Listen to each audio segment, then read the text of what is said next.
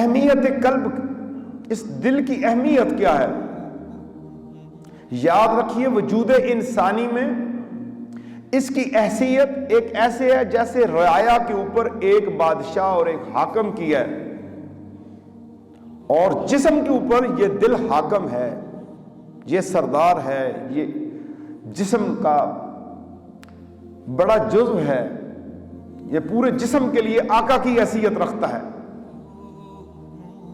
اعضائے ظاہری و باطنی جتنے بھی ہیں، خواہ ہمارے اندر ہیں یا باہر ہیں، سب اس کے خادم ہیں اور اس کی اطاعت کرنے پر مجبور ہیں، اس کی بات کو مانتے ہیں، اور دل ان میں تصرف کرتا ہے، دل ان پر اپنا اختیار استعمال کرتا ہے۔ اطاعت و خدمت کے اعتبار سے قلب کے 3 بڑے خادم جن کا میں نے پہلے ذکر کیا، ارادہ بھی اس کا خادم ہے، اور اس کے اوپر پورے اعضاء کو جو قدرت حاصل ہوتی ہے، جیسے آنکھ بد نگاہی کر سکتی ہے، غیر عورت کو دیکھ لیتی ہے، ہاتھ چوری کر سکتا ہے، پاؤں گناہ کی طرف جا سکتا ہے، یہ قدرت ہے اس کے اوپر۔ ارادہ، اس کے اندر جو ارادہ پیدا ہوتا ہے، اس کے بعد اسے قدرت ملتی ہے، یہ دوسری چیز ہے۔ اور علم ادراک، یعنی یہ پہچاننے کی قوت،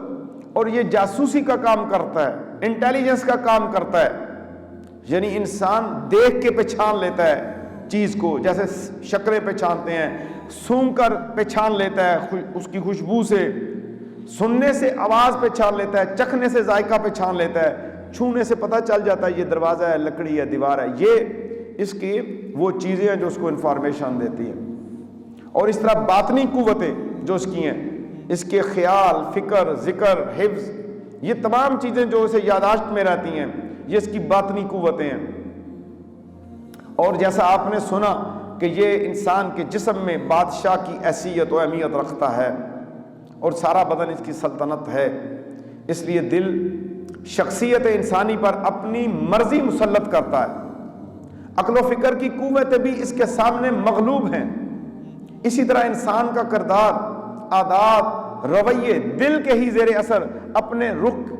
کا تعین کرتے ہیں۔